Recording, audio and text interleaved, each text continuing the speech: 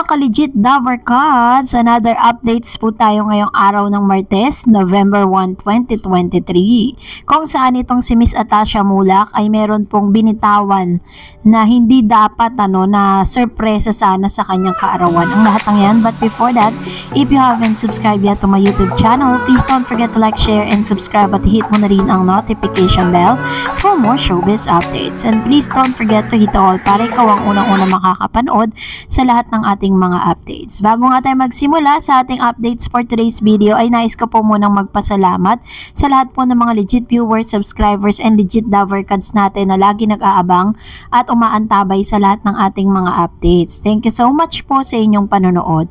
Of course, i-shoutout natin si Miss Lipster Fernandez dahil nagpapa-shoutout po siya.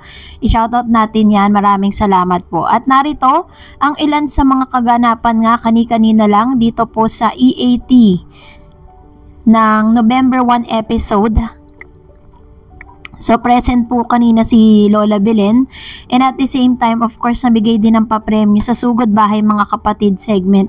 At halos lahat po ng mga nandito ay parang naka Halloween costume And at the same time ganun din naman po, talagang namudmud din ng kakyutan ang Mr. Cutie dito po sa isang segment po dito sa EAT, ang Mr. Cutie, at talagang inaabangan dito kung paano itong si Miss Atasha i-deliver yung mga cutie questions.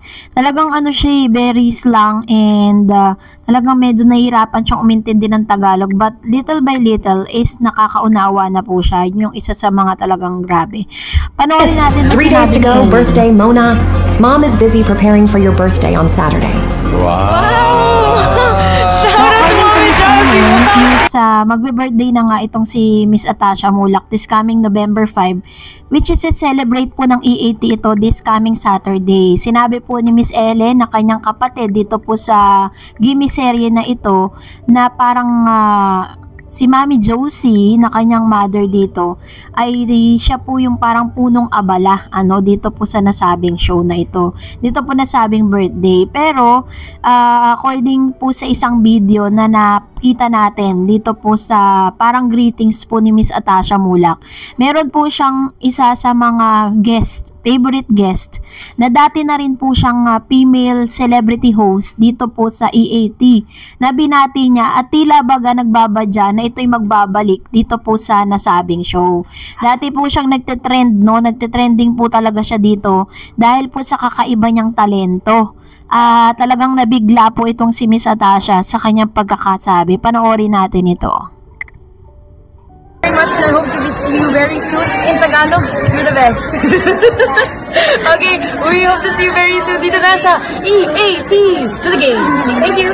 Kulit. Nagbigay nga ng hint itong si Miss Atasha Mulak na si Miss Gladys Guevara na dati pong gumaganap na chuchay dito po sa nasabing show ay makikita nga natin or mapapanood natin sa EAT, kasi kung babasahin nyo, read between the lines of Miss Atasha Mulak, she said na magkita po tayo dito lang sa EAT. So which means na magbabalik siya, baka nga isa pa siya sa mga pamilya nitong si Miss Atasha Mulak kasi syempre nakita kasi natin yung story ni Gladys Guevara ngayon na parang medyo naglalaylo siya sa showbiz, wala masyadong offer. Talaga naghihirap po ngayon si Miss Gladys pero isa rin po sa mga talagang ine-expect natin na parang bisita rin itong si Miss Atasha Mulak dahil nagbigay po ng parang hint. Talagang matutuwa tayo dito po sa pasabog na ito dahil mukhang bibit-bitin ni Mr. Aga Mulak ang buo niyang pamilya. So finally makikilala na natin si Andres Mulak. Hindi man siya magpakita in person, maaaring ito po ay magbigay ng video greetings dito po sa EAT, kasi si Mr. Aga Mulak po kasi na father, the real father of Miss Atasha, is one of the talent din po dito. Nagtatrabaho din siya sa Gimme dito po sa TV5. Meron po siyang programa na nagra-run ngayon dyan. Talagang Umaga parang sunod-sunod talaga yung kanilang kanilang blessing nitong si Atasha. Biruin niyo pagkapasok pa lang ni Atasha, ang dami niya may mga endorsement shoot na siya, meron na siyang single, 'di ba? Kumbaga parang talagang para sa showbiz talaga siya. And for the longest time, alam naman natin that Aga Mulak was one of the best actors and isa po siya sa mga tinitingalang mati ni Idol noon. So parang naipasa niya no.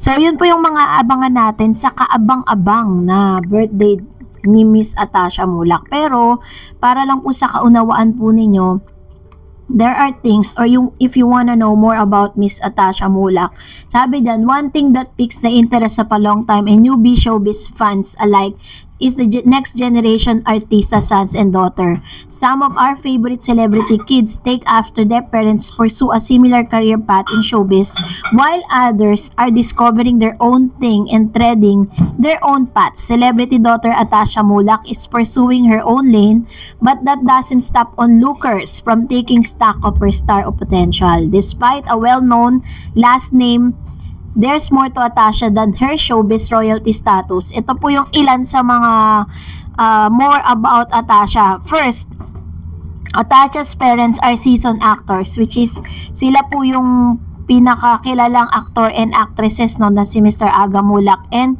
Charlene. Si Charlene Mulak po ay dati po siya, or former Miss Universe contender, was among the top 6 finalists during the competition.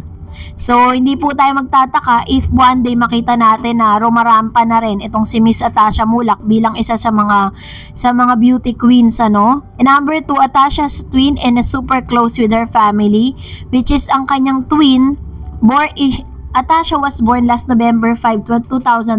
Atasha celebrated her birthday with her twin Andres. Atasha also had an older half-brother in Louis Boy Mulak, who is Aga's son with actress Janice de Belen, and overall, Atasha is pretty close with her family and even shared an interview that they generally enjoy spending time together and share the same sense of humor. And of course, Atasha is currently attending university in London. So, tapos na siya tapos na siya mag-aral. And abangan na lang po natin yung kanyang mga pasabog at mukhang meron po siya ipapakita na kakaiba this coming Saturday. So dahil dyan, mag-react naman tayo sa ilan sa mga komento ninyo patungkol sa last update natin.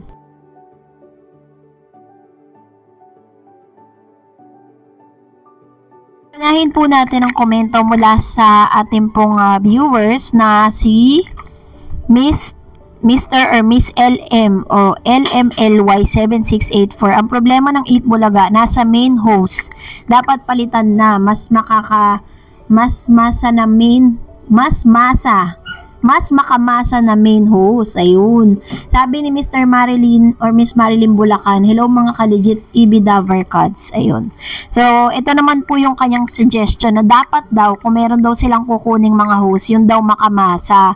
Yun daw parang close to the Filipino people, yung may hirap, yung mga, diba?